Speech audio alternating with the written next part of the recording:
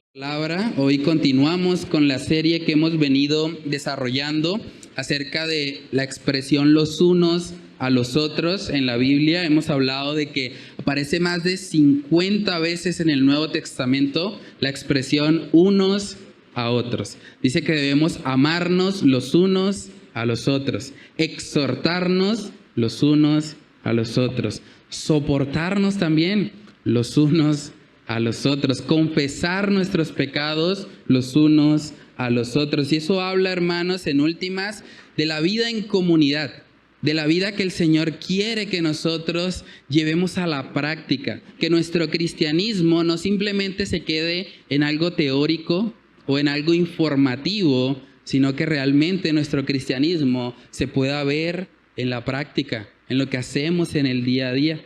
Y hoy vamos a estar viendo un mensaje que más que enfocarse en un mandato específico, realmente este mensaje está enfocado en un concepto o en una idea que debemos de tener como cristianos, como hijos de Dios, respecto a nuestras relaciones interpersonales. Es más, yo creo que, o yo me atrevería a decir que sin una adecuada comprensión de lo que vamos a estar estudiando hoy, difícilmente vamos a poder aplicar todo lo que hemos estado estudiando. Tenemos que comprender que el Señor nos ha salvado y nos ha unido a una iglesia. Nos ha unido a una iglesia donde somos miembros los unos de los otros. Y tenemos que comprender lo que eso significa, porque el hecho de ser miembros los unos de los otros elimina totalmente el individualismo.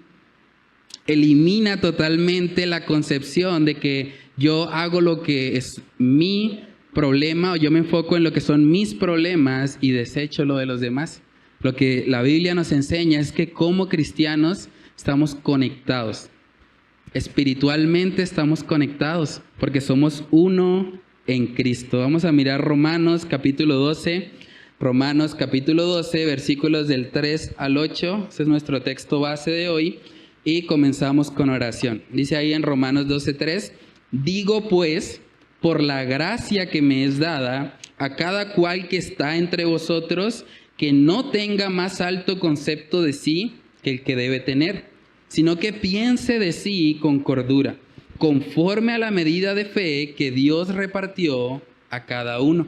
Porque de la manera que en un cuerpo tenemos muchos miembros, pero no todos los miembros tienen la misma función, así nosotros, siendo muchos, somos un cuerpo en Cristo, y todos miembros los unos de los otros. De manera que, teniendo diferentes dones, según la gracia que nos es dada, si el de profecía, úsese conforme a la medida de la fe, o si de servicio, en servir, o el que enseña en la enseñanza, el que exhorta en la exhortación, el que reparte con liberalidad, el que preside con solicitud, el que hace misericordia con alegría. Vamos a orar para pedir la dirección del Señor. Padre, te damos muchas gracias, Señor, por este tiempo. Gracias por permitirnos, Señor, estar estudiando un pasaje más, Señor, respecto a esa expresión de los unos a los otros. Ayúdanos a comprender en esta mañana lo que significa que somos miembros los unos de los otros. Ayúdanos a comprender cómo eso destruye cualquier idea del individualismo, cualquier idea de pensar que existimos solo para nosotros, solo para nuestras necesidades. Ayúdanos, Señor, a ser conscientes de que somos completamente dependientes de ti, Señor, y que solamente en esa dependencia contigo vamos a poder, Señor, cumplir con lo que tú demandas de nosotros horizontalmente, con lo que tú quieres que hagamos como tu pueblo, como tu iglesia.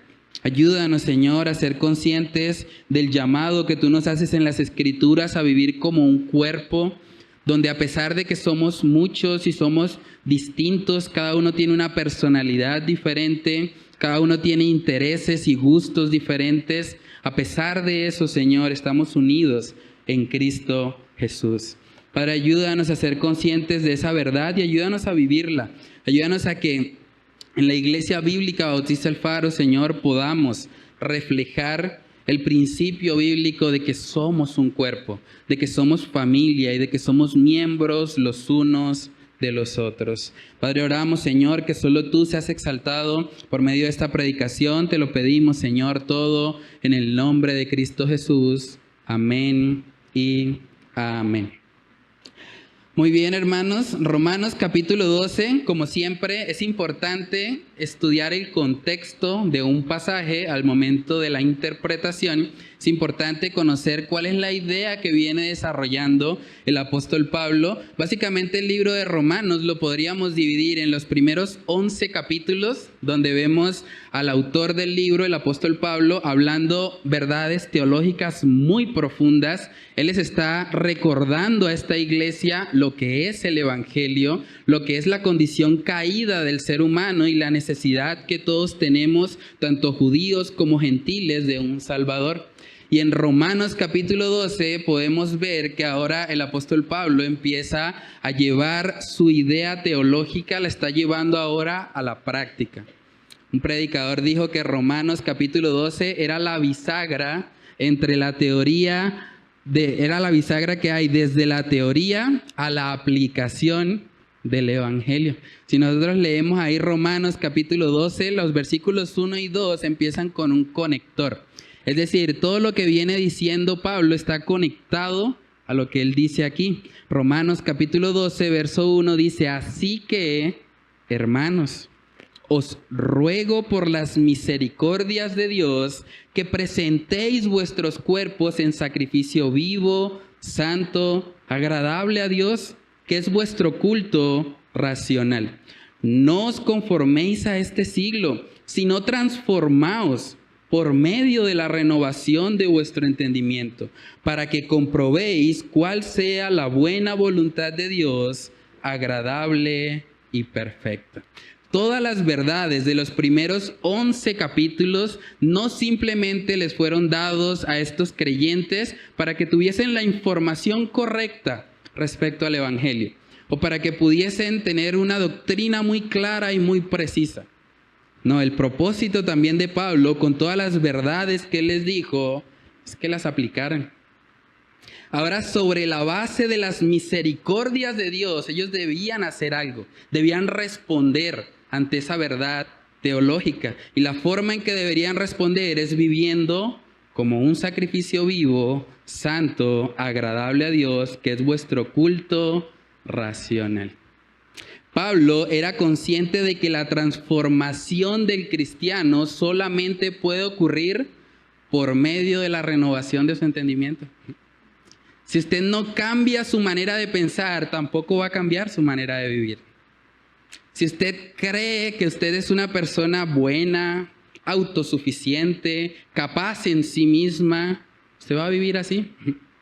Porque en últimas actuamos conforme a lo que pensamos.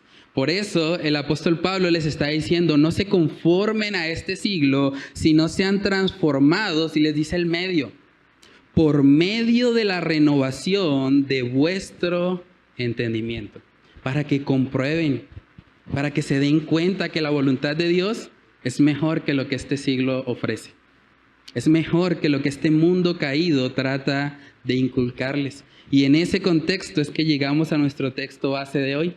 Romanos capítulo 12, verso 13, les dice: digo pues, por la gracia que me es dada, a cada cual que está entre vosotros, que no tenga más alto concepto de sí que el que debe tener, sino que piense de sí con cordura, conforme a la medida de fe que Dios repartió a cada uno.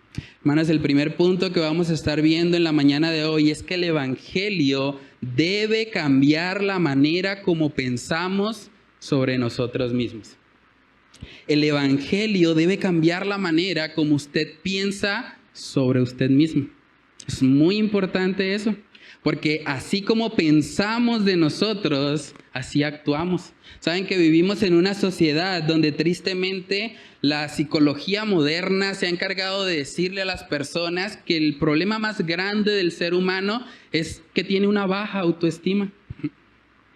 Hoy en día uno escucha, bueno, un hombre roba en la calle y decimos, bueno, tal vez es que tiene un problema de baja autoestima. Entonces, como él tiene un problema de autoestima, entonces él no se siente capaz de trabajar. Y como no se siente capaz de trabajar, entonces él termina robando. El problema de ese ladrón no es su pecado, el problema es que tiene una baja autoestima.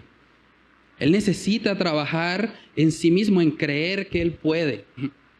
Y es el mensaje que escuchamos muchas veces desde los entornos humanistas, psicológicos y demás. Y hay que tener mucho cuidado. Yo creo que la psicología bien utilizada podría ser usada por el Señor para que glorificáramos el nombre de Él. Pero mucha de la psicología moderna se ha encargado simplemente de quitar la responsabilidad del ser humano y culpar a agentes externos de lo que realmente es responsabilidad del hombre. Y el resultado de eso no solamente es un error teológico, el resultado de eso es que se está privando a la gente del evangelio. Porque si yo no soy culpable de mis acciones, en últimas no tengo nada de qué arrepentirme. Entonces no necesito un Salvador. Y el sacrificio de Cristo termina siendo insuficiente. Entonces hay que tener mucho cuidado. Hoy en día escuchamos un hombre viola y alguien dice, no, pues es que él violó porque es que él tiene un problema de autoestima, un complejo de inferioridad. Entonces él no se siente capaz de conquistar a una chica. Entonces a él le toca violarla. Porque el problema, según esta teoría, según esta tendencia, es que el hombre tiene un problema de baja autoestima y él necesita realmente estar con una mujer, pero como no puede, opta por actuar así. También es muy común escuchar cuando un hombre de pronto le da miedo hablar en público, que le dicen, bueno, pues él no habla en público porque es que él es como introvertido y además él le falta como más seguridad, más autoestima. Pero saben que muchas veces a las personas les da temor hablar en público, es porque se aman demasiado a sí mismos.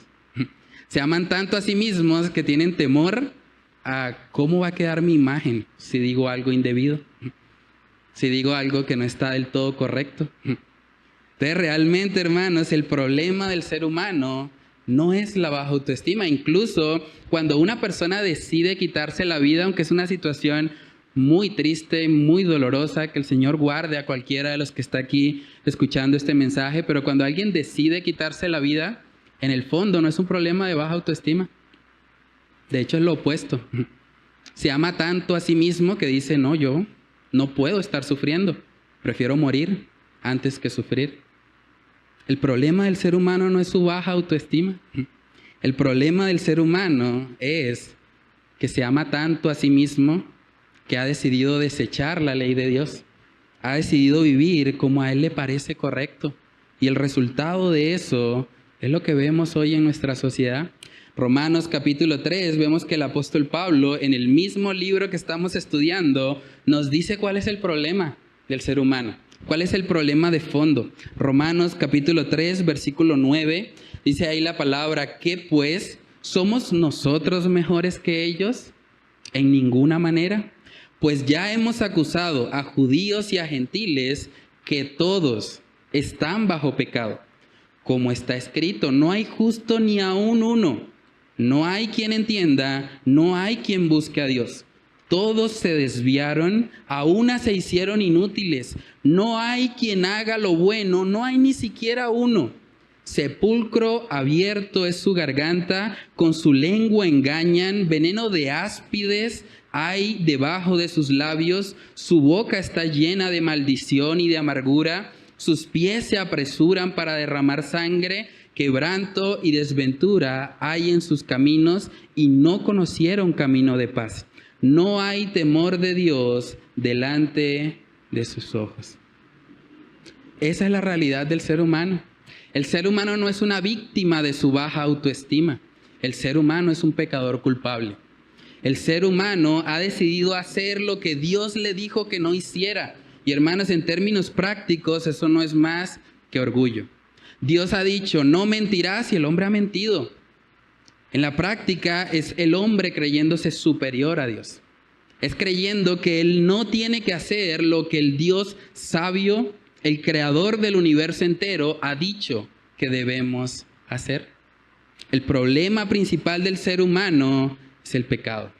El problema principal es ese y tenemos que tenerlo claro. Hermanos, decirle a alguien que su problema principal es que tiene una baja autoestima y no hacerle ver la responsabilidad que tiene de su pecado es hacerle un daño de proporciones cósmicas. Es hacerle un daño enorme porque le estamos privando del único remedio para salvarlo de su condición, que es el Evangelio. Si usted le está negando a esa persona la posibilidad de ver que él es responsable por su pecado, usted le está negando el Evangelio a esa persona. Hay que tener mucho cuidado. Tenemos que ser conscientes de cuál es el problema del ser humano. Y el apóstol Pablo precisamente está ayudando a la iglesia a que lo puedan ver. Él les está advirtiendo, les está diciendo ahí en Romanos capítulo 12 que nadie tenga más alto concepto de sí que el que debe tener. Porque si alguien tiene un concepto más alto de sí, ese se creerá superior a los demás. Y ese va a pecar. Y ese se va a creer con la autoridad de estar por encima de otros, de tener privilegios que otros no tienen, porque en su mente, en su cosmovisión, él se cree superior. Hay que tener mucho cuidado. La realidad del ser humano es que somos pecadores. Somos pecadores. Así ese mensaje no sea agradable de oír, es lo que necesitamos conocer. Y es como debemos vernos a nosotros mismos. El mismo apóstol Pablo decía que él de los pecadores era el primero. Él reconocía su condición y como cristianos también debemos reconocer eso. Ahora, hay otro extremo cuando se habla de este punto. Hay mucha gente que de pronto ha dicho, bueno, como yo simplemente soy un vil pecador, soy una escoria humana, soy una persona detestable delante de Dios, entonces simplemente yo me voy a limitar a no hacer nada para Dios. Porque yo soy tan pecador, tan vil, tan indigno, que yo no voy a servir a Dios en nada, no me voy a involucrar en lo que es la gran comisión, porque yo simplemente soy un gusano. Pero eso es otro extremo también. Y de hecho, en ese otro extremo también hay orgullo. Porque si Dios, que es nuestro creador y que es nuestro salvador, dice la palabra que nos ha salvado no por obras, sino para buenas obras, eso quiere decir que cuando yo no hago esas buenas obras, también estoy en rebeldía contra Dios. Cuando yo no uso los dones y talentos que Dios me ha dado para el bien de la iglesia y yo decido no usarlo, también estoy en rebeldía contra Dios. También estoy manifestando orgullo. También estoy mostrando que realmente es más importante mi comodidad que hacer lo que Dios me ha mandado hacer. ¿Recuerdan la historia de la parábola de los talentos? La parábola de los talentos narra cómo una persona repartió talentos. Esa persona representa al Señor, a nuestro Dios. Y a una persona le dio un talento. Y esa persona, probablemente influenciado por su teología, estaba pensando, bueno, el Señor es tan fuerte, tan duro, que definitivamente yo mejor guardo este talento. Porque yo no soy digno de usarlo. Más bien, yo le voy a devolver al Señor lo que Él me ha dado. Y yo creo que en su mente, Él estaba pensando, estoy haciendo lo correcto. Pero ¿saben cuál fue la reacción cuando esa persona se presenta delante del Señor? El Señor mismo le dijo, siervo malo y negligente. Porque había recibido algo de parte de Dios y en su orgullo decidió no usarlo. Y eso también es pecaminoso. Mateo capítulo 25 en el verso 24 dice, pero llegando también el que había recibido un talento, dijo, Señor, miren la doctrina que está diciendo, Señor, te conocía que eres hombre duro, que ciegas donde no sembraste y recoges donde no esparciste. Por lo cual tuve miedo y fui, escondí tu talento en la tierra. Aquí tienes lo que es tuyo. Yo creo que este personaje estaba pensando, yo soy el que dio la respuesta teológica más profunda. Yo hablé de cómo es el Señor, que es duro, que es fuerte. Pero miren la respuesta en el verso 26. Respondiendo su Señor le dijo, siervo malo y negligente. Malo y negligente, ¿sabías que ciego donde no sembré y que recojo donde no esparcí? Por tanto, debías haber dado mi dinero a los banqueros y al venir yo hubiera recibido lo que es mío con los intereses. Hermanos, este es otro extremo. La gente que dice, yo soy tan pecador que simplemente nunca voy a servir al Señor, nunca voy a usar lo que Él me ha dado para su gloria. Esas personas también en la Escritura son catalogados como siervos malos y negligentes. Y la solución que presenta aquí el apóstol Pablo para ambos extremos, tanto para el que se cree superior a otros, como para aquel que usa como una excusa espiritual su pecado para no hacer lo que Dios le ha mandado hacer, lo que el apóstol Pablo dice que es la solución, es pensar de sí con cordura. Yo debo pensar de mí con cordura, de tal manera que yo no me creo superior a los demás, y de tal manera que yo no me excuso en mi pecado para no hacer lo que Dios me ha mandado hacer. Yo debo tener un equilibrio y pensar de mí con cordura. Es lo que dice ahí en Romanos capítulo 12, en el versículo 3. Dice, digo pues, por la gracia que me es dada a cada cual que está entre vosotros, que no tenga más alto concepto de sí que el que debe tener.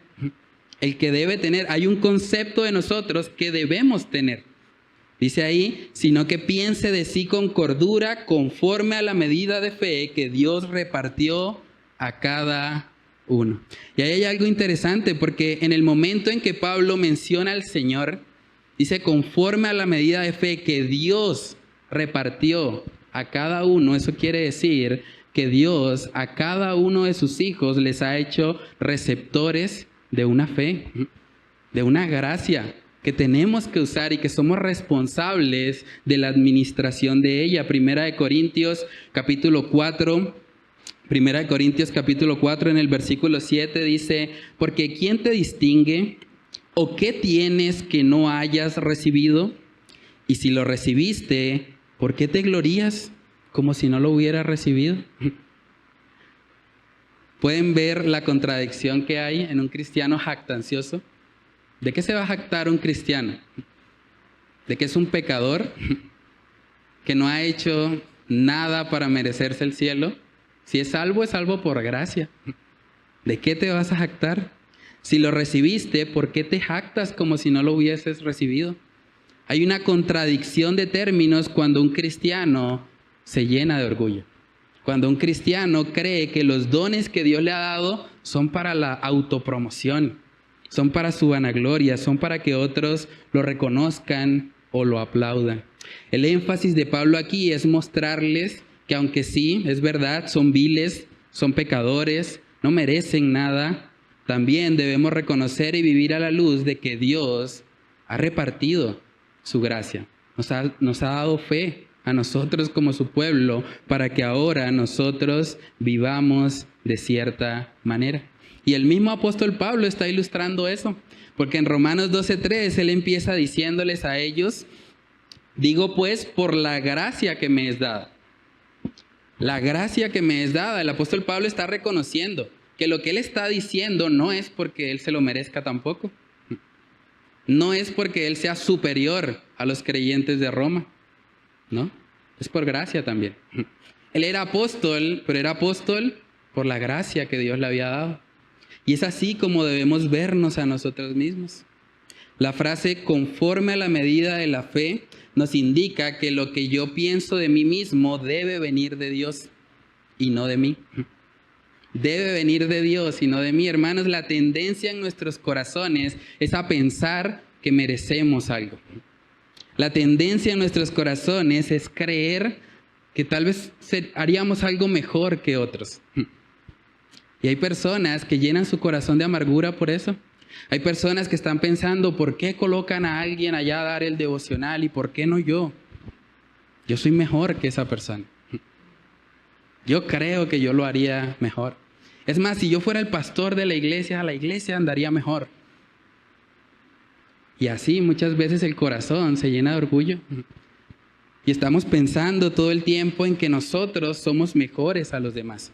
Y que nos están tratando injustamente porque mereceríamos un trato más digno. Mereceríamos ser tratados con más respeto, con más amor. Y a mí no me aman como yo sí amo a otros. Y muchas veces lo que hay detrás de todo eso, hermanos, es orgullo. Hay que tener mucho cuidado. No debemos pensar que somos superiores a nadie. Debemos pensar de nosotros con cordura. Efesios capítulo 2 nos recuerda que la única razón por la cual estamos aquí es por la gracia de Dios. No hay aquí cristianos superiores a otros.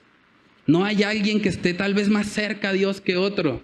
No, aquí todos simplemente somos un monumento de la gracia de Dios, de su favor inmerecido. Efesios capítulo 2 en el versículo 8 dice, porque por gracia sois salvos, por medio de la fe. Y esto no de vosotros, pues es don de Dios, no por obras para que nadie se gloríe. Porque somos hechura suya, creados en Cristo Jesús para buenas obras, las cuales Dios preparó de antemano, para que anduviésemos en ellas. Entonces, hermanos, el Señor nos ha salvado por gracia. Nadie merecía realmente estar aquí sentado. Nadie merecía la salvación. Pero también, así como nos ha salvado por gracia, Él también nos ha dado la medida de la fe con un propósito. Y es para buenas obras. Es para que usemos lo que Él nos ha dado, para que le glorifiquemos a Él. Y Pablo es consciente que la importancia de esto radica inicialmente en la manera de pensar. Yo tengo que pensar correctamente acerca de mí mismo para que yo pueda ser un instrumento en manos de Dios y para que pueda usar los dones y talentos que Él me ha dado. Romanos 12 en el versículo 3, cuando dice, el que no tenga, a cada cual que está entre vosotros, que no tenga más alto concepto de sí que el que debe tener. En el idioma original es la palabra pensar. En otras palabras, Pablo está diciendo que cada uno debe pensar correctamente de sí. Debemos pensar con cordura. Pensar de tal manera que el Señor sea el centro de nuestras vidas. Por eso, hermanos, la humildad, bíblicamente hablando, no tiene que ver con pensar menos de nosotros mismos. La humildad, bíblicamente, tiene que ver con pensar menos en nosotros mismos. El centro ya no soy yo. Si yo soy pisoteado, si soy maltratado, si soy humillado, gloria a Dios, porque mi Salvador así lo fue. Y eso debería antes traer bienaventuranza a nuestras vidas. Pero vivimos en una sociedad tan de cristal, tan enfocada en sí misma, que ante la más mínima ofensa estamos pensando, me voy de la iglesia, o no quiero involucrarme ya en nada. Porque es mucho más fácil ser reactivo y simplemente distanciarse de aquello que es difícil, que es incómodo, que realmente estar dispuesto a sufrir el oprobio, estar dispuesto a afrontar las consecuencias de mi propio pecado, estar dispuesto a soportar, así como Cristo me soportó a mí con mi pecado. Hermanos, tenemos que realmente ser retados a vivir de una manera distinta y para eso tenemos que empezar con nuestra mente. Si no hay un cambio de mentalidad en nosotros, seguiremos viviendo de manera egoísta. Proverbios capítulo 23, en el versículo 7, miren lo que dice ahí la palabra de Dios. Proverbios 23, versos del 6 al 7, dice, no comas pan con el avaro, ni codicies sus manjares, porque cuál es su pensamiento en su corazón, tal es él. Come y bebe te dirá, mas su corazón no está contigo. En otras palabras, tú eres lo que piensas. ¿Cuál es el pensamiento en su corazón? Tal es él. Tú eres lo que piensas. Honestamente, ¿qué piensas tú acerca de ti mismo? ¿Tú piensas que tú mereces un trato más digno en la iglesia? ¿Tú piensas que tú mereces una posición superior? ¿Tú mereces ser más reconocido, ser más amado, ser más tenido en cuenta? ¿Tú crees eso en tu corazón? Hermanos, probablemente nosotros no reconoceríamos públicamente cuando hay orgullo en nuestro corazón. Pero en la práctica se pone en evidencia que muchas veces lo que está gobernando nuestro corazón es el orgullo. Cuando pensamos que el centro de nuestra vida debemos ser nosotros, que todo debería girar en torno a lo que a mí me hace bien, ese es el principio de una vida egoísta. Pregúntate, ¿tu percepción de ti mismo viene de las Escrituras o viene de tu corazón orgulloso? ¿De dónde viene la manera en que tú te ves a ti mismo? ¿Tú te ves como un vil pecador, como dice Romanos 3? ¿Como una persona en su interior hay veneno de áspides, como serpientes? ¿Tú te ves como alguien que realmente está necesitado de la gracia de Dios? ¿O te ves como alguien con derecho a exigir?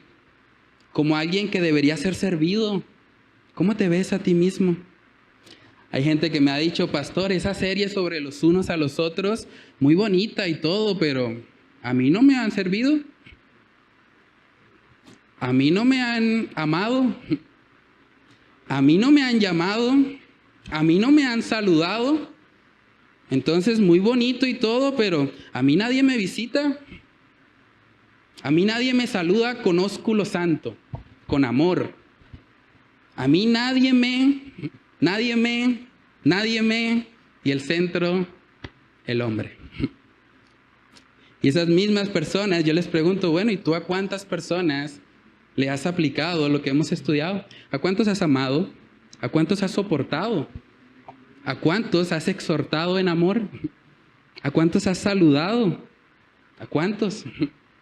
Entonces ahí vienen las excusas. No, pastor, es que mi caso es diferente. Es que yo no soy líder en la iglesia. Este mensaje no es para los líderes. Este mensaje es para los hermanos. Es que por lo menos yo no estoy hablando de amor al otro.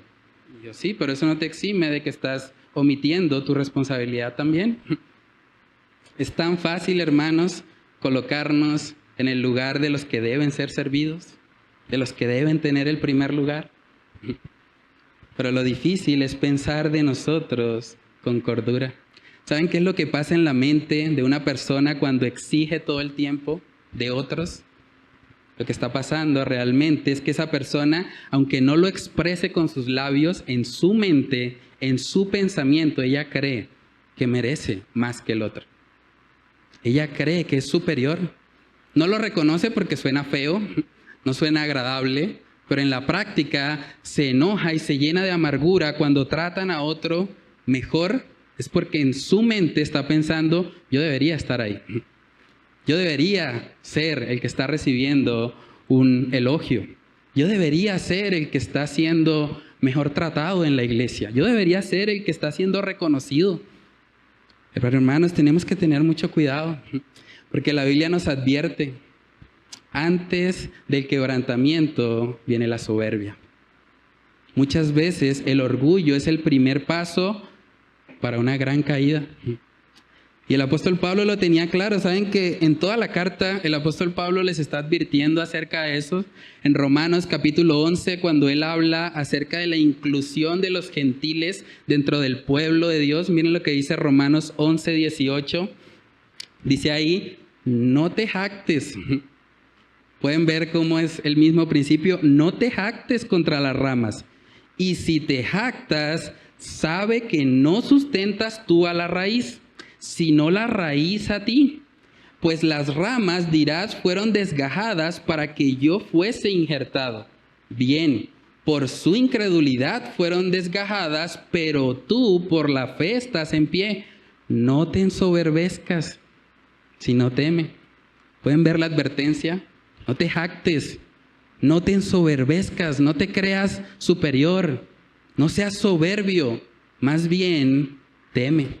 Ahí mismo en Romanos 11, en el verso 25 dice, porque no quiero, hermanos, que ignoréis este misterio, para que no seáis arrogantes en cuanto a vosotros mismos, que ha acontecido a Israel endurecimiento en parte hasta que haya entrado la plenitud de los gentiles. No seas arrogante.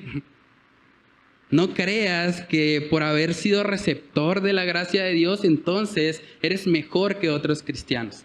Cuidado, no te ensoberbezcas, no seas arrogante. Romanos 12, el capítulo que estamos estudiando, más abajo en el verso 16, dice, unánimes entre vosotros, no altivos, sino asociándoos con los humildes.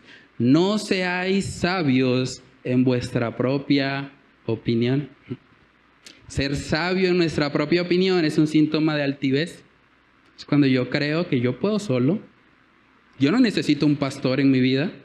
Yo puedo andar como una oveja autosuficiente. Una oveja que puede sola, que no necesita a nadie. Y hay gente que lamentablemente vive así. Hay que tener cuidado, es altivez, es orgullo. Hermanos, la santidad comienza en nuestros pensamientos. La santidad comienza en nuestros pensamientos. Primera de Pedro capítulo 1, versículos del 13 al 16, dice ahí la palabra: por tanto, ceñid los lomos de vuestro entendimiento.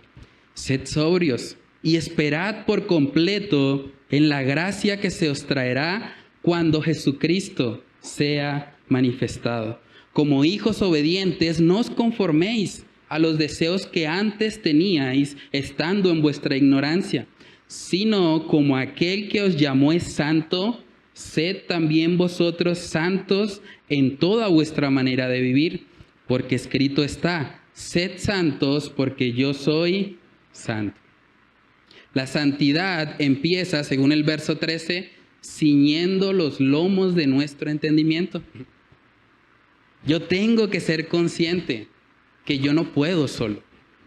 Yo tengo que ser consciente que soy criatura, que soy dependiente de mi Señor, de mi Salvador, y que sin Él no voy a poder vivir en santidad.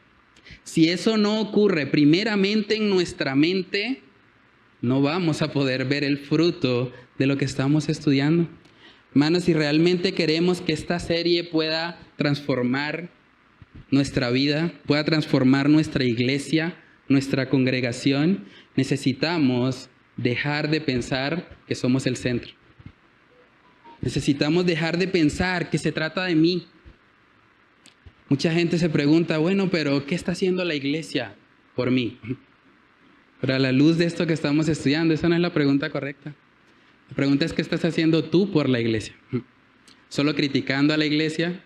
¿Solo juzgando? ¿Solo señalando? ¿Solo mirando la falta en el otro? ¿Qué estás haciendo tú por la iglesia? ¿Qué estás haciendo tú para que esto que estamos estudiando se pueda vivir acá, en la iglesia bíblica Bautista El Faro? ¿Qué estás haciendo tú para que eso suceda? Es fácil quedarme en la silla, en mi trono, pensando: esto lo están haciendo mal, esto debería cambiar, esto yo lo haría mejor, como si estuvieses en un lugar de superioridad. Pero lo que necesitamos realmente son creyentes que piensen de sí con cordura, que no se crean superiores a otros, más bien que sean los primeros en estar dispuestos a lavar los pies de los demás. Decía un predicador: es difícil tirar piedras cuando estás ocupado lavando pies. Es difícil estar pensando todo el tiempo en la falta del otro cuando estoy enfocado en tratar mis propias faltas. Cuando estoy tratando primeramente conmigo, porque tengo tantos defectos en mí que realmente no me queda tiempo para estar pensando en los defectos de los demás. Y es lo que el apóstol Pablo les está diciendo a esta iglesia. Ellos tenían que ser conscientes de que el llamado de Dios implicaba para ellos pensar de sí con cordura. Lo segundo que podemos ver en este pasaje es que pensar con cordura implica entender que somos un cuerpo. Pensar con cordura acerca de nosotros mismos implica entender que somos un cuerpo. Romanos capítulo 12, el verso 4, empieza con la palabra ¿por qué? ¿Por qué? Quiere decir que está conectando lo anterior. Porque de la manera que en un cuerpo tenemos muchos miembros, pero no todos los miembros tienen la misma función, así nosotros, siendo muchos, somos un cuerpo en Cristo. Y todos miembros los unos de los otros. Esa es la frase o el título del sermón de hoy. Todos somos miembros los unos de los otros. Pensar de mí con cordura implica que yo voy a pensar correctamente respecto a mis relaciones interpersonales. Si yo pienso de mí con cordura, yo voy a entender que yo no soy superior a nadie. Por más de que yo esté predicando, que sea una cara visible dentro de la iglesia, yo no soy superior a nadie. Yo no soy superior al que hace el aseo y que tal vez nadie lo conoce o nadie lo ve. Yo no soy superior al que viene a la iglesia y simplemente está sirviendo en algo que tal vez no es muy visible. No, yo soy un miembro más del cuerpo. Y tenemos que vernos a nosotros mismos así. Hermanos, una de las cosas que más nos ayuda a morir al orgullo en el contexto de la iglesia es precisamente recordar que somos un cuerpo. Es recordar que somos un cuerpo. Porque si somos un cuerpo, todos tenemos diferentes funciones, pero nuestras funciones no cambian nuestra posición delante de Dios. Seguimos siendo hijos de Dios por gracia, por medio de la fe. Y gracias a Dios que es así, hermanos. En la iglesia todo no gira en torno a un hombre. Hay personas que tal vez son más visibles dentro de la iglesia, sí, por la naturaleza misma de lo que hacemos, por los diferentes ministerios que hay y demás, pero no hay nadie que sea superior a otro. No hay nadie que legítimamente pueda tener un alto concepto de sí mismo. Eso no puede pasar porque somos un cuerpo y cada uno tiene una función. Miremos 1 Corintios capítulo 12, versículos del 14 al 20. Todo el capítulo habla de esa analogía de la iglesia como un cuerpo. Dice ahí, además, el cuerpo no es un solo miembro, sino muchos. Si dijera el pie, porque no soy mano, no soy del cuerpo, por eso no será del cuerpo. Y si dijere la oreja, porque no soy ojo, no soy del cuerpo, por eso no será del cuerpo. Si todo el cuerpo fuese ojo, ¿dónde estaría el oído? Si todo fuese oído, ¿dónde estaría el olfato? Mas ahora Dios ha colocado los miembros, cada uno de ellos en el cuerpo, como Él quiso. Porque si todos fueran un solo miembro, ¿dónde estaría el cuerpo? Pero ahora son muchos los miembros, pero el cuerpo es uno solo. ¿Pueden ver la analogía que está usando Pablo ahí? Hay personas que dicen, es que como yo no estoy predicando en la iglesia, ¿soy yo para qué voy? Allá no me dan oportunidad de predicar. Bueno, tal vez tú no vas a ser un predicador, pero puedes ser alguien que aporta al cuerpo de Cristo. No todos son ojo, no todos son oreja, no todos son la nariz o diferentes partes del cuerpo, ¿no? Hay diferencias y esas diferencias glorifican en últimas a nuestro Dios. Hermanos, lo que Pablo nos está mostrando aquí en esta analogía de 1 Corintios 12 es que la idea de un cuerpo debería eliminar las comparaciones entre nosotros. ¿Qué hace un ojo comparándose con un dedo del pie? ¿Son distintos? No podemos esperar que dentro de la iglesia todos van a hacer lo mismo. No podemos tampoco sentirnos mal si por alguna razón alguien está haciendo algo en la iglesia y nosotros no. No, porque somos un cuerpo y Dios ha repartido en su gracia como Él quiere. Y nosotros tenemos la responsabilidad también de vivir bajo sujeción. Dios ha colocado un liderazgo dentro de la iglesia y ese liderazgo tiene que decidir en últimas la manera como va a funcionar el cuerpo. Y es importante eso también. Necesitamos crecer en una cosmovisión de que somos un cuerpo delante de Dios. Nada tenemos que hacer comparándonos con otros. ¿Saben qué es interesante? Porque en una ocasión, cuando nuestro Señor Jesús se encontraba con el apóstol Juan, y el apóstol Juan estaba recostado sobre su pecho, parece que hubo algo de celos en Pedro. Vamos a verlo. Juan capítulo 21, versículos del 20 al 22, dice ahí, volviéndose Pedro, vio que le seguía el discípulo a quien amaba Jesús, el mismo que en la cena se había recostado al lado de él y le había dicho, Señor, ¿quién es el que te ha de entregar? Cuando Pedro le vio, dijo a Jesús, Señor, ¿y qué de este? Jesús le dijo, si quiero que él quede hasta que yo venga, ¿qué a ti? En otras palabras, ¿qué te importa, Pedro? Sígueme tú.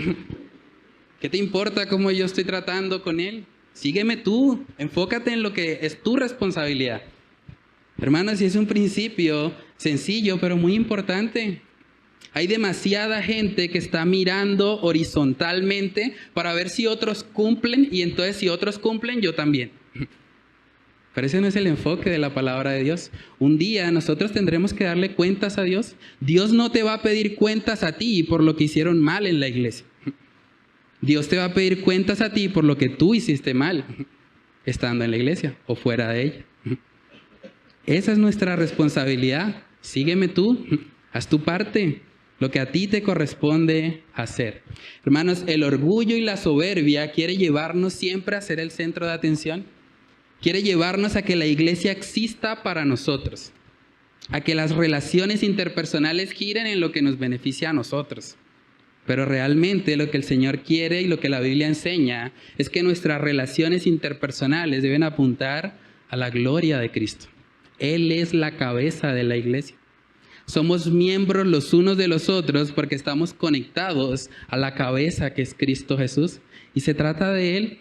Cada cosa que hacemos debemos hacerla para la gloria de Dios. Primera de Pedro, capítulo 5, ese es un texto también muy interesante.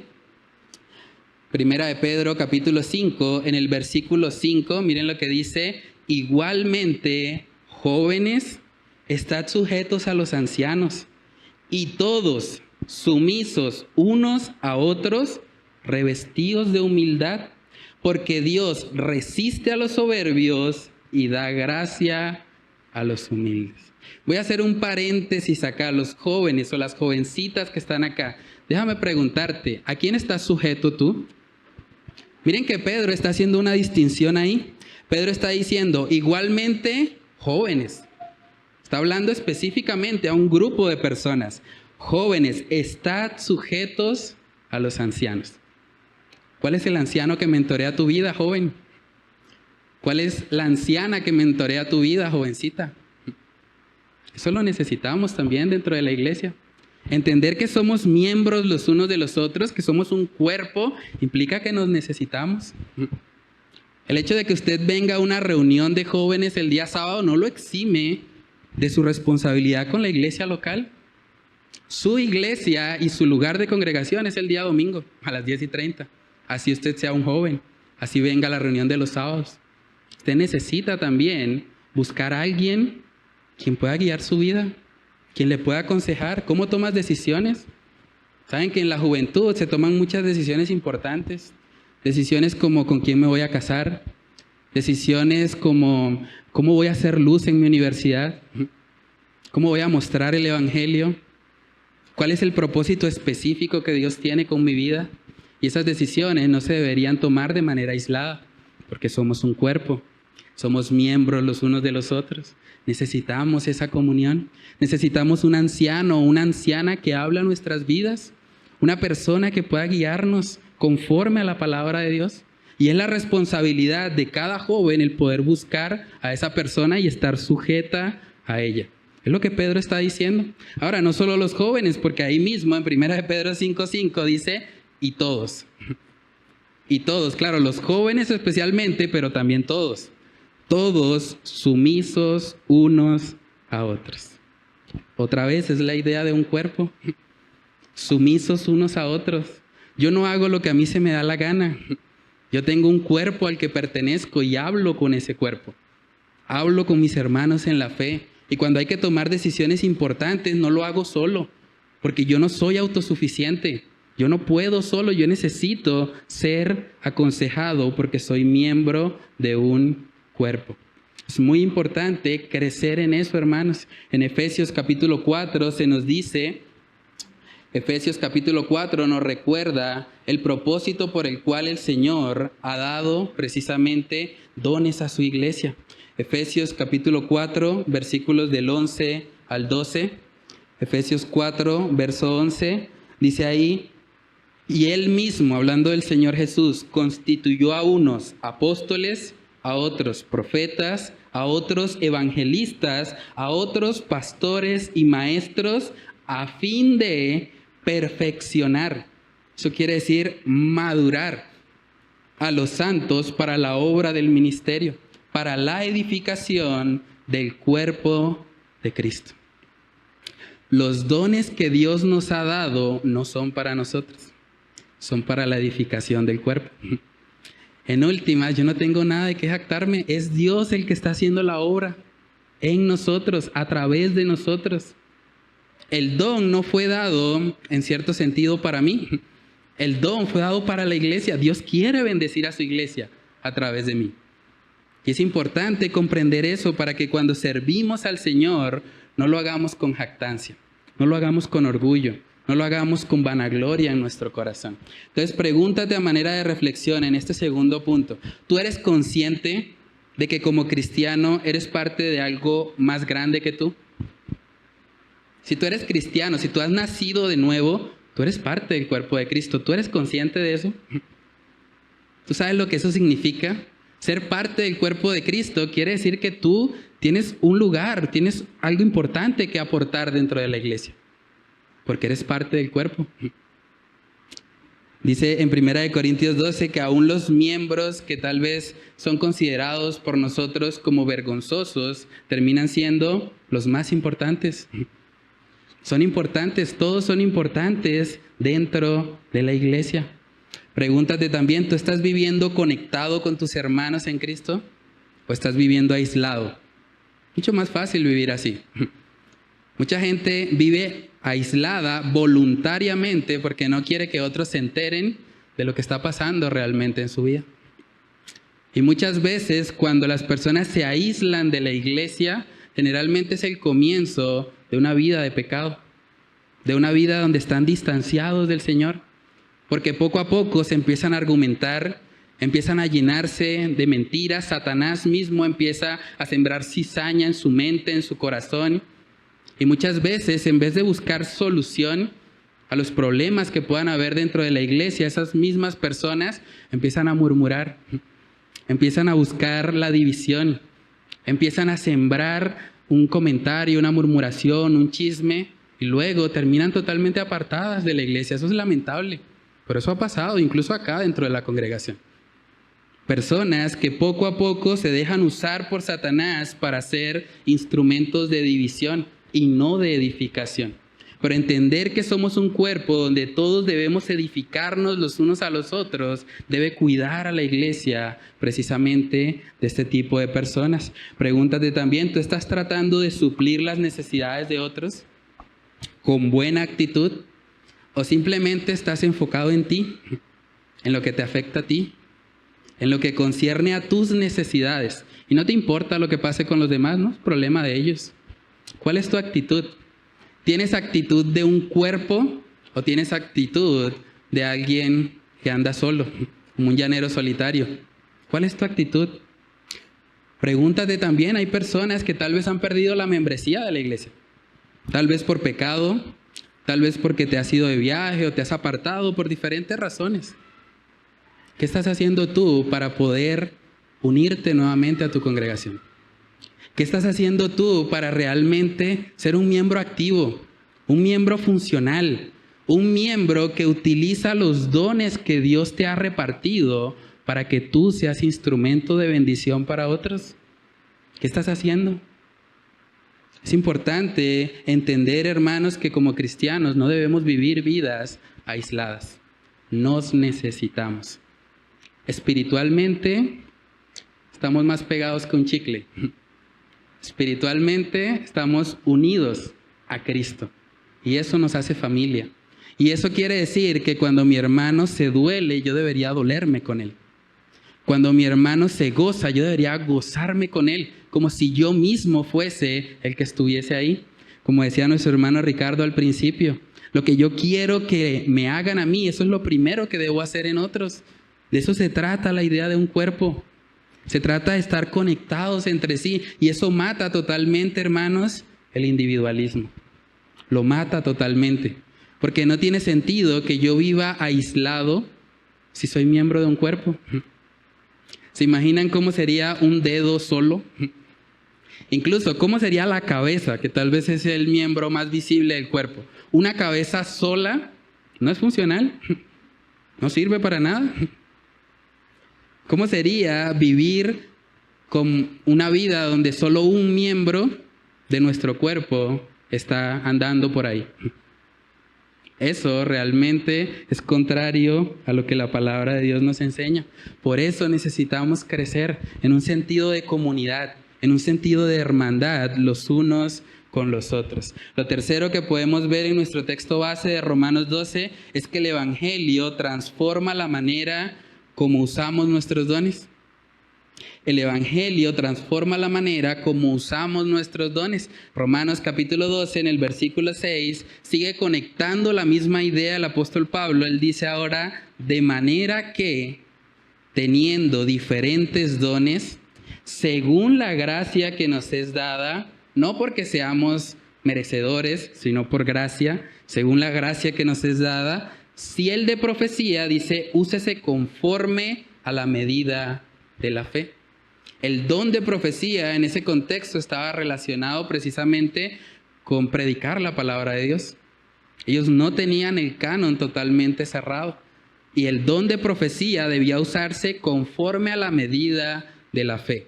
Es decir, conforme a lo que han enseñado todos sus antepasados en el Antiguo Testamento, y debe haber coherencia. No puede ser que alguien se levantara como profeta y diera un mensaje que contradijera a las Escrituras. Luego dice ahí, o si de servicio en servir. Y eso es interesante porque uno pensaría, pero ¿no es como redundante eso? O si de servicio en servir, pues obvio. Pero saben que es posible tener un don de servicio y usarlo para vanagloria. Hay personas que tal vez Dios les ha dado un don de servicio, pero no lo están usando para servir, lo están usando para mostrarse.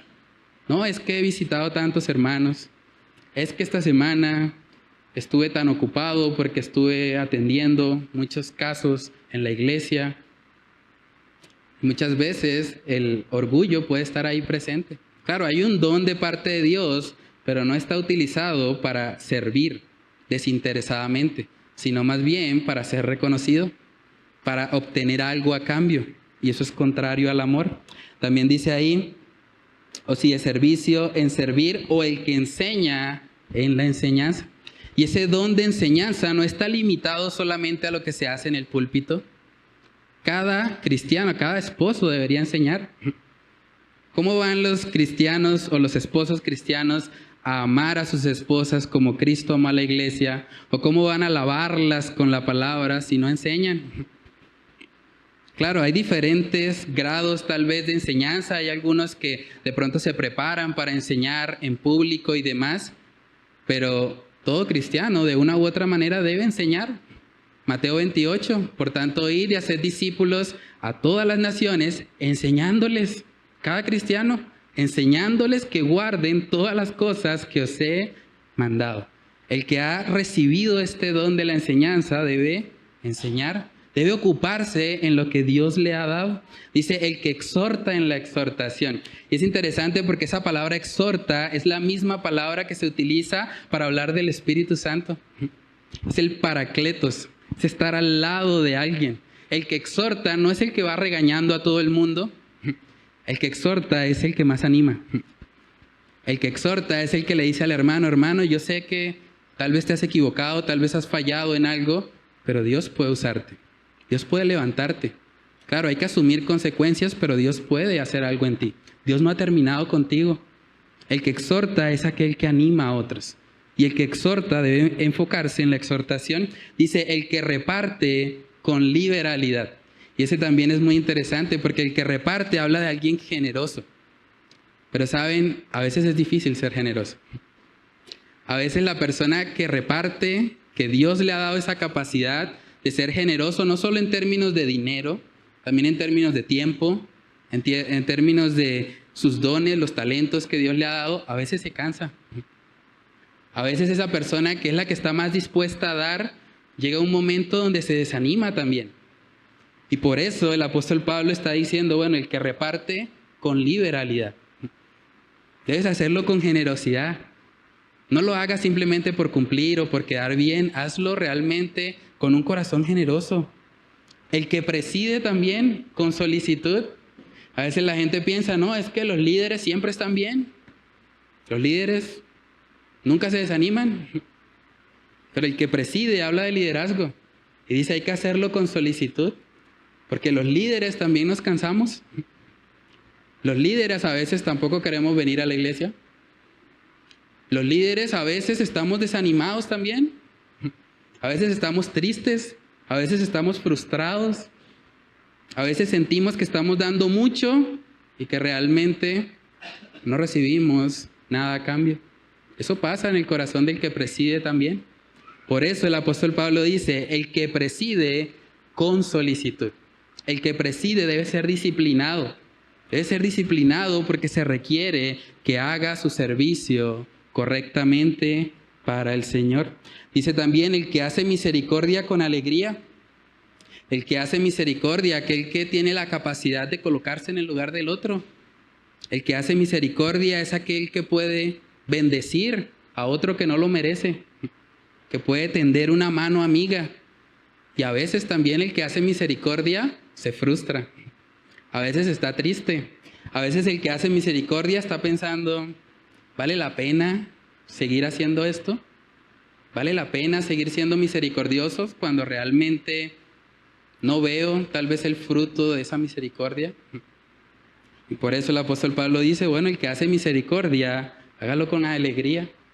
Hermanos, y todos estos puntos que están aquí, esta no es una lista exhaustiva de dones, porque vemos en 1 Corintios 12 que hay una lista distinta, 1 de Pedro también hay otra lista distinta. No parece ser que sea el punto de Pablo ser exhaustivo con los dones, pero sí nos enseña en términos generales algo muy importante. Y es que a Dios no solamente le interesa lo que hacemos, a Dios le interesa la motivación por la cual lo hacemos. Usted puede hacer lo correcto con la motivación incorrecta. Y si usted hace eso, usted no está glorificando a Dios. De hecho, usted está pecando delante de Dios. Porque está usando algo que Dios le ha dado, no para la gloria de Él, sino más bien para su propia gloria. Y hay que tener mucho cuidado, porque para Dios ese es un asunto tan serio, el hecho de que su pueblo simplemente se enfoque en hacer lo correcto, pero no con la motivación correcta, que vemos en el libro de Apocalipsis, que Dios prefiere básicamente que la iglesia se acabe.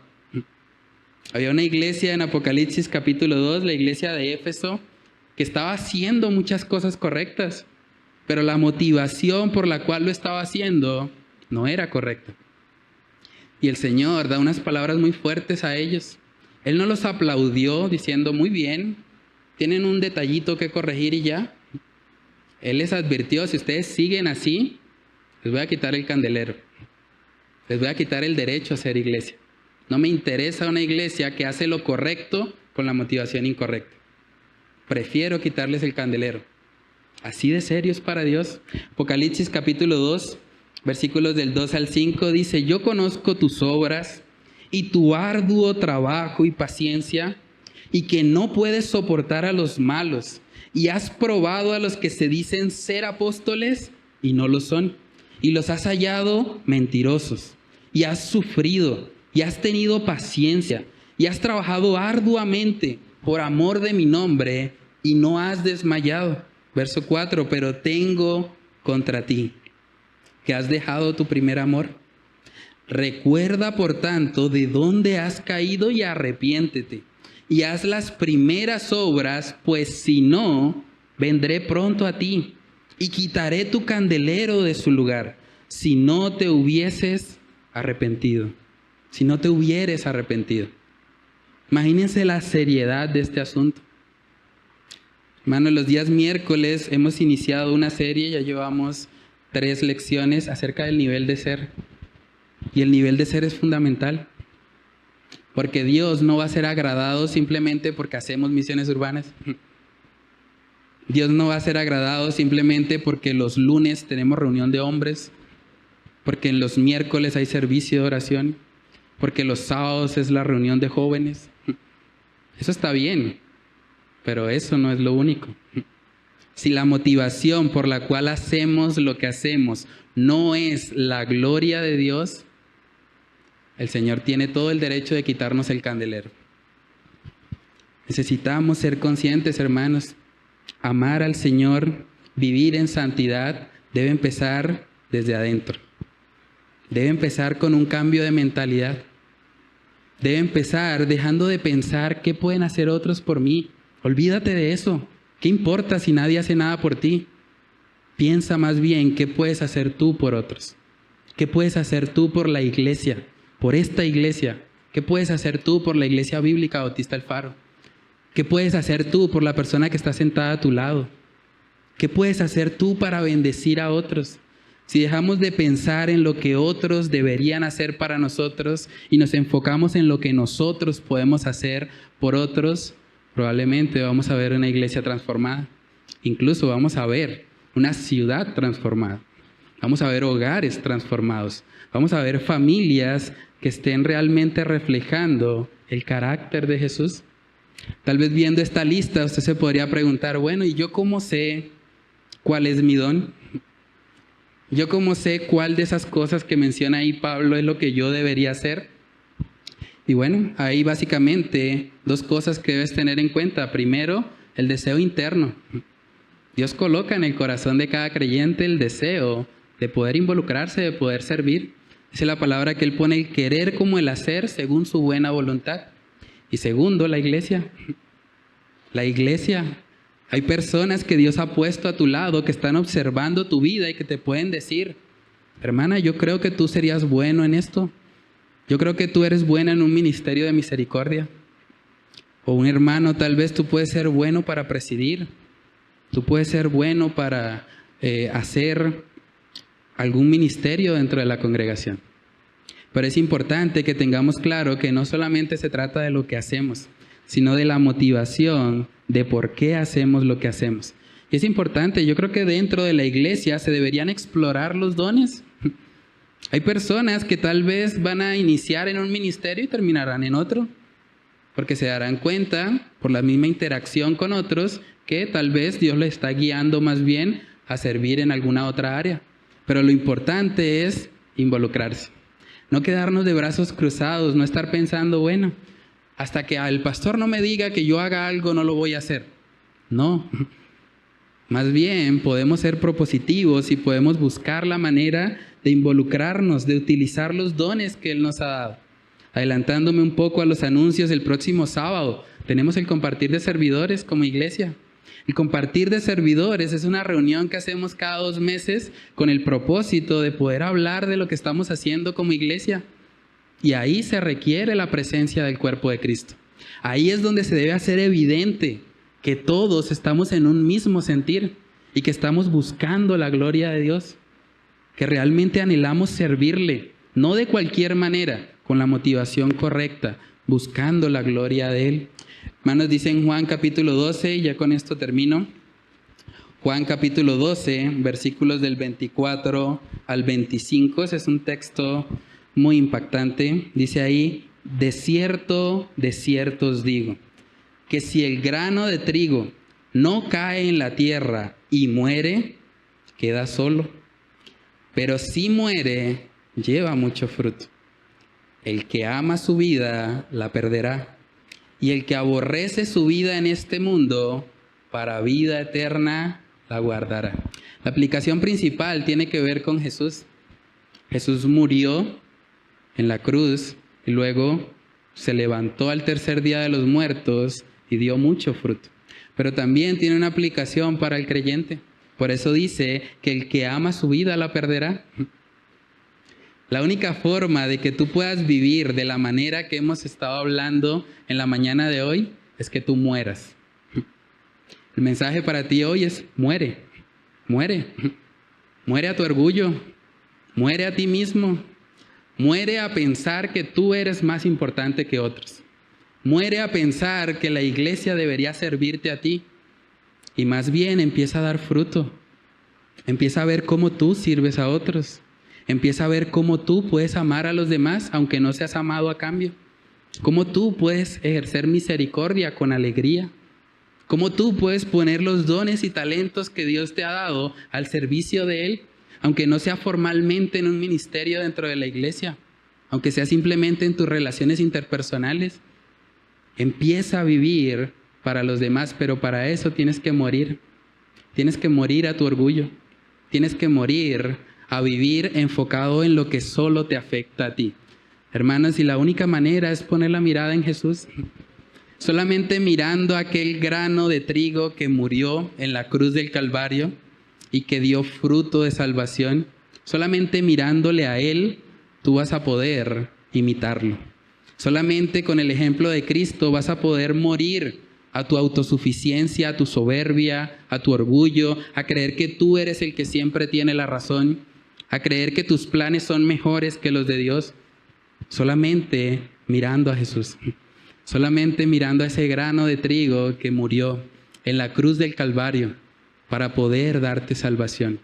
Pero arrepiéntete hoy, búscale de corazón, permite que sea el Señor el que haga morir tu egoísmo, tu egocentrismo, tu tendencia a estar pensando que eres mejor que los demás o que mereces más que los demás, y empieza más bien a fijar tu mirada en el Señor y a vivir una vida que le agrade solo a Él. Vamos a orar. Padre, te damos muchas gracias, Señor, por esta tu palabra. Gracias porque tú nos exhortas, Señor, en esta mañana a ser conscientes de que nadie es superior en el cristianismo. Nadie está por encima de otro. Simplemente somos un cuerpo que ha sido colocado en tus promesas simplemente por gracia, simplemente por medio de la fe. No hicimos nada para merecernos eso. Ayúdanos, Señor, a ser conscientes de esa realidad para que no andemos, Señor, en nuestra vida con jactancia, con prepotencia, creyéndonos autosuficientes, creyendo que podemos solos, que no necesitamos a nadie en nuestra vida. Muy por el contrario, Señor, oramos para que tú nos ayudes a ser revestidos de humildad. Ayúdanos a reconocer que tú nos has colocado en una iglesia con ciertos hermanos específicos para el bien de nuestras almas, porque quieres moldearnos, porque quieres que seamos perfeccionados, seamos edificados en el cuerpo de Cristo. Ayúdanos a ser conscientes de la importancia de esto para que podamos vivir realmente como una familia en la fe, como una comunidad, como hermanos en Cristo, hermanos de sangre, porque la sangre de Cristo nos ha limpiado, nos ha salvado. Ayúdanos, Señor, a vivir de tal manera que sea evidente para otros que realmente nos amamos, que realmente estamos conectados entre nosotros, que aunque las relaciones en la iglesia a veces son difíciles, a veces son complicadas, a veces nos decepcionamos de otras personas, Padre, que eso no nos impida el cumplir con nuestra responsabilidad de amar al prójimo con amor ágape, con amor incondicional, con amor sacrificial, porque ese es el amor que tú nos has mostrado a nosotros. Padre, ayúdanos, Señor, en tu gracia a poner por obra lo que hemos estudiado en la mañana de hoy. Oramos que tu Espíritu Santo, Señor, nos recuerde este mensaje cuando tal vez nos sentimos con el derecho de exigir, cuando tal vez creemos que merecemos más que los demás. Ayúdanos a recordar que somos polvo, que somos pecadores, que somos simplemente el objeto de tu gracia y que solo por ti y para ti que podemos vivir en esta tierra. Padre, oramos, Señor, que solo tú seas exaltado por medio de la aplicación de esta tu palabra. Te lo pedimos, Señor, todo en el nombre de Cristo Jesús. Amén y amén.